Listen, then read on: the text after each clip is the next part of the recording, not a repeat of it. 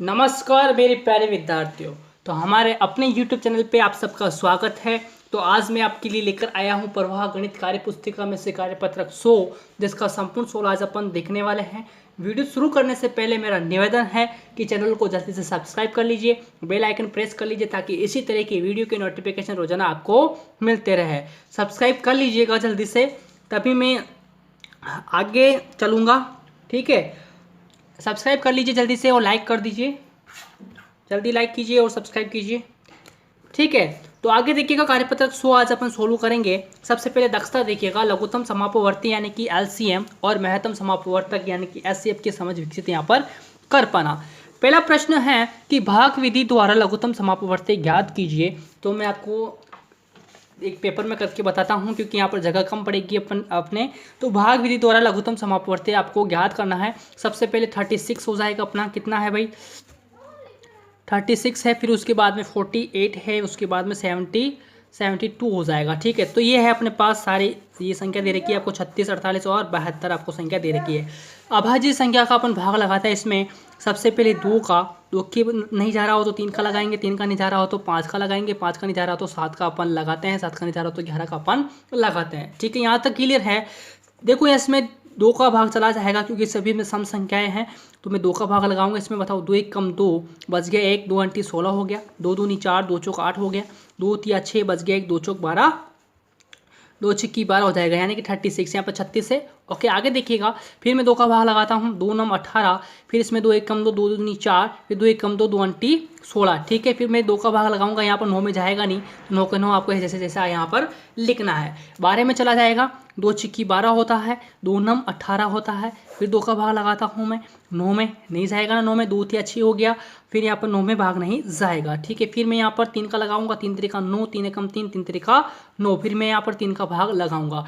अब सबको क्या करना है, इधर लिख लीजिएगा, इधर मैं लिख देता हूँ। बताओ 2 गुनी 2 गुनी 2 गुनी 3 गुनी 3 है यहाँ पर। ठीक है, 1 2 है, यहाँ पर एक और है। देखो 1 2 3 4 बार 2 है, 1 2 3 4 बार मैंने 2 लिख दिए, 3 2 बार है, 3 2 बार मैंने लिख दिया। अब इन सबको गुना करना है। बताओ 2 दूनी 4, 4 दूनी 8, 8 दूनी 16, 16 16 कितना होता है 48।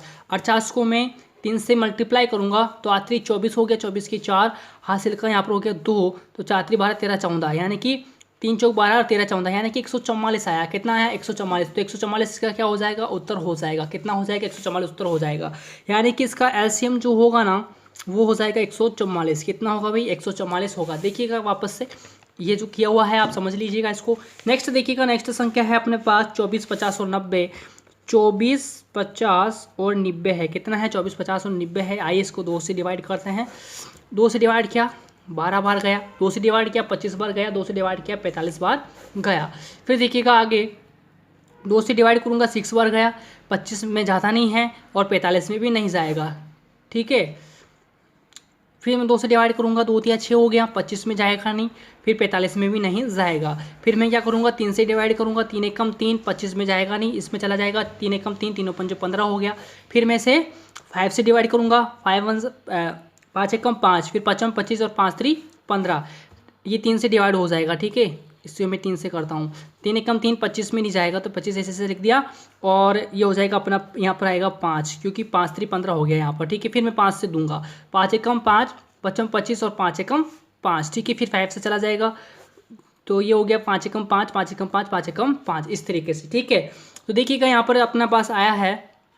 सबसे पहले है 2, फिर मल्टीप्लाई में 2, फिर 2 हो गया, फिर हो गया अपना 3, फिर हो गया 3, फिर हो गया 5, फिर हो गया 5। ठीक है, अब इनको आपस में गुना कर लेंगे। बताओ 2 दूनी 4 हो गया, 4 दूनी 8 हो गया, आखिरी 24 हो गया, 24 तिया कितना होता है 24 तिया हो जाएगा अपना 3 चौक 12 की 2 हासिल के 1 3 2 6 1 7, 24 तिया हो गया अपना 72। 72 को मैं 5 से मल्टीप्लाई करूँगा, 72 को मैं 5 से मल्टीप्लाई करूँगा, 5 दूनी 10 का 0 हो गया, हासिल का लगा 1, 5 7 35 और 1 36 यानी कि 360 हो गया। कितना हो गया 360। 360 को मैं फिर 5 से मल्टीप्लाई करने वाला हूँ, 360 को मैं 5 से मल्टीप्लाई करता हूँ, ये हो गया 0, 5 30 का 0 हासिल का 3, 5 3 15 16 17 18, तो 1800 निकल के आया। कितना निकल के आया 1800। तो इसका एलसीएम कितना हो जाएगा भाई, इसका एलसीएम हो जाएगा अपने पास 1800 हो जाएगा। ठीक है, कितना हो जाएगा 1800। ठीक है, देखिएगा ये मैंने ये प्रक्रिया की है यहाँ पर। सबसे पहले मैंने एलसीएम लिया, फिर इन सबको आपस में गुना कर दिया, तो फिर गुना करने के बाद में मेरे पास निकल के आया 1800। ठीक है, कितना निकल के आया 1800। इसी प्रकार अपना गणा करेंगे। अगली संख्या है अपने पास 45 और 75 और 105 है। कितनी है आएगा, इससे मल्टीप्लाई कर लेते हैं। सबसे पहले 45 है अपने पास, फिर है अपने पास 75 है, फिर है 105 यानी कि 105 हो गया। ठीक है, इसका अपन एलसीएम लेते हैं। देखो यहाँ पर भी 5 है, यहाँ पर भी 5 है, यहाँ पर भी 5 है, तो ये 2 से डिवाइड नहीं होगा। 3 से कर लेते हैं। बताओ 3 एक कम 1, 3 3 5 15 हो गया। ठीक है, फिर 3 दूनी 6, 3 5 15 हो गया, फिर 3 तरीका 9, 3 5 15 हो जाएगा। फिर अपन 3 से करते हैं। बताओ 3 5 15 हो गया, 25 में जाएगा नहीं, और 3 एक कम 3, इसमें भी ये भी नहीं जाएगा, इसमें भी नहीं जाएगा। ठीक है, फिर देखो यहाँ पर 3 से होगा नहीं, 5 से करेंगे। 5 एक कम 5, 5 25 हो गया, 5 7 35 हो जाएगा। फिर देखिएगा यहाँ पर 5 से मैं डिवाइड करता हूँ, 5 एकम 5, 5 एकम 5, फिर 7 से मैं करूँगा।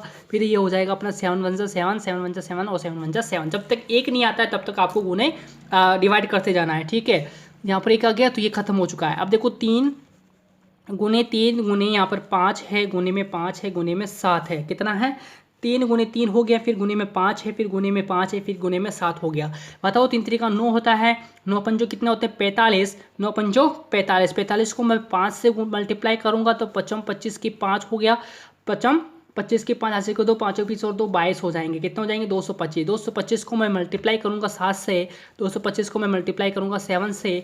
बताओ 7 पंजो 35 हो गया, 35 की 5 हासिल का 3 हो गया, 7 14, 14 और 3 कितना हो गया 17, 17 का 7 हो गया, हासिल का 1 हो जाएगा। ठीक है, 7 14 1 15, तो 1575 निकल के आया। कितना निकल के आया 1575 यहाँ पर निकल के आ गया। ठीक है, तो इसका एचसीएफ कितना हो जाएगा, सॉरी एलसीएम कितना हो जाएगा इसका 1575 इसका एलसीएम हो जाएगा। ठीक है, तो इसी अकॉर्डिंग आप भी कर सकते हैं। सबसे पहले आपको अलग अलग एलसीएम निकाल लेना है। इसका एलसीएम लेंगे अपन, सॉरी एलसीएम ले लिया, फिर जो भी आता है इधर ये वाला, इन सबको यहाँ पर गुना कर देंगे। गुना करने पर आपका 1575 निकल के आ जाएगा। तो ये आपका एलसीएम 1575 हो गया। क्वेश्चन नंबर 2 देखिएगा। क्वेश्चन नंबर 2 है महत्तम समापवर्तक अभाज्य गुणनखंड विधि से आप ज्ञात कीजिएगा। इसका अपन क्या करेंगे, इस क्वेश्चन के अंदर आइए देख लेते हैं। देखो 12, 24 और 36 का आपको समापवर्तक महत्तम समापवर्तक ज्ञात करना है अभाज्य गुणनखंड विधि के द्वारा। ठीक है, तो मैं इनका सबका अलग अलग एलसीएम लिया हूँ। एलसीएम पहले मैंने आपको बताया था कैसे लेना है, उसी प्रकार से आपको एलसीएम इसमें भी लेना है। 12 का लिया, 24 का लिया, 36 का, यानी कि मैंने तीनों का अलग अलग निकाला है। बताओ 2 छक्की 12 हो गया, 2 छक्की 12 हो गया, 2 3 अच्छे हो गया, और 3 एकम 3 हो गया। ठीक है, फिर मैंने 24 का लिया, तो 12 दूना 24, 6 दूनी 12 हो गया, और 3 दूनी 6 और 3 एकम 3 यहाँ पर हो जाएगा। ठीक है, इसी प्रकार आपको अलग अलग एलसीएम लेना है सबका ही। तो मैंने यहाँ पर एलसीएम लिया है, फिर इनको मैं अलग साइड में लिख लूँगा। 2 गुने 2 गुने 3, 2 गुने 2 गुने 3 यहाँ पर मैंने लिख लिया है। 2 गुने 2 गुने 2 गुने 3 यहाँ पर मैंने लिख लिया है। फिर 2 गुने 2 गुने 3 गुने 3 गुने मैं यहाँ पर लिख लिया हूँ। ठीक है, चैनल को जरूर सब्सक्राइब करें पहले। ठीक है, तो मैं यहाँ पर देखो फिर जोड़े बनाऊंगा। यहाँ पर ये जोड़ा बन गया है, यहाँ पर भी जोड़ा बन गया है, और यहाँ पर भी 3 का जोड़ा यहाँ पर बन रहा है। ठीक है, फिर मैं क्या करूँगा, इनको लिख लूँगा एक तरफ। बताओ 2 गुने, फिर 2 गुने में 3 लिख लिया मैं यहाँ पर। बताओ 2 दूनी 4 और 4 3 12 हो गया। कितना हो गया 12। तो 12 क्या है इसका एचसीएफ है, यानी कि महत्तम समापवर्तक है इसका। ठीक है, तो मैं नीचे लिख देता हूँ यहाँ पर महत्तम समापवर्तक, महत्तम समापवर्तक, महत्तम समापवर्तक हो गया इसका 12। कितना हो गया 12 हो गया इसका महत्तम समापवर्तक। ठीक है, देख लीजिएगा, इसमें से देख के आप इसमें बढ़ लीजिएगा वर्कबुक के अंदर। आगे देखिएगा, फिर यहाँ पर है 60, 120 और 240 का आपको महत्तम समापवर्तक निकालना है। फिर मैं यहाँ पर भी अलग अलग एलसीएम लूँगा। इसको एलसीएम ले लिया मैंने यहाँ पर, ऐसे मैंने एलसीएम लिया है। ठीक है, जैसे पहले लिया था। फिर आपको यहाँ पर लिख लेना है 2 गुने 2 गुने 3 गुने 5 में यहाँ पर लिख लिया हूँ। फिर इसको मैं यहाँ पर लिख लिया हूँ, और यहाँ पर मैं लिख लिया हूँ। ठीक है, तो यहाँ पर मैंने जोड़े बनाए हैं। बताओ 2 गुने 2 गुने, यहाँ पर देखो थोड़ा सा ये मिस्टेक हो गई, ये थोड़ा अजीब सा दिख रहा है, तो मैं इसे सही लिख देता हूँ। 2 गुने 2 गुने 3 गुने 5। ठीक है, जोड़े बनाने पर मुझे ये प्राप्त हुआ। मैं इसमें से लिया हूँ, इसमें से। फिर यहाँ पर 3 का जोड़ा बना, फिर 5 का जोड़ा बन गया 3 3 का। ठीक है, तो एक एक अपन को ले लेना है। ठीक है, एक एक मैं यहाँ पर ले लिया हूँ। बताओ 2 दूनी 4, 4 3 12, 12 5 60। तो इसका महत्तम समापवर्तक कितना निकल के आ जाएगा 60 निकल के आ जाएगा। तो इसका महत्तम समापवर्तक कितना निकल के आया 60 निकल के आया। तो मैं यहाँ पर लिखूँगा महत्तम समापवर्तक 60। कितना निकल के आया भाई महत्तम समापवर्तक, महत्तम समापवर्तक कितना निकल के आया 60 निकल के आ गया। कितना निकल के आ गया 60। एक विधि मेरे पास एक और है महत्तम समापवर्तक निकालने की, वो भी मैं बता देता हूँ। देखो सबसे पहले 12 है, फिर 24 है, फिर है 36 है। इसका महत्तम समापवर्ती अपन को निकालना है भाग विधि से द्वारा। ये तो अभाज्य गुणनखंड विधि थी, तो आप भाग विधि से कैसे निकालोगे, ठीक है। तो मैं सबसे छोटी संख्या का जैसे उससे बड़ी संख्या में भाग लगाऊंगा। बताओ 12 दूना कितना हो गया, 24 हो गया ना। तो 12 का भाग यानी ऐसी कौन सी संख्या जिसका पूरा पूरा भाग चला गया, 12 का भाग इसमें पूरा पूरा चला गया ना। क्या 12 का भाग में 36 में दूँ, 12 का भाग में 36 में दूँ कि तो पूरा पूरा चला जाएगा क्या, 12 या 36, कुछ भी सेंसिबल नहीं बचाना। यानी कि 12 का भाग इन दोनों संख्या में गया है पूरा पूरा, तो ये 12 क्या हो जाएगा आपका एचसीएफ हो जाएगा, यानी कि महत्तम समापवर्तक आपका हो जाएगा। ठीक इसी प्रकार आप इस संख्या में आप करके देख सकते हो, आपका जो महत्तम समापवर्तक है वो निकल के आ जाएगा। ठीक है, उम्मीद करता हूँ क्वेश्चन नंबर 2 समझ में आया होगा। जल्दी से चैनल को सब्सक्राइब कर लीजिए, बेल आइकन प्रेस कर लीजिए ताकि इसी तरह के वीडियो के नोटिफिकेशन आपको मिलते रहे। आएगा क्वेश्चन नंबर 3 देखते हैं।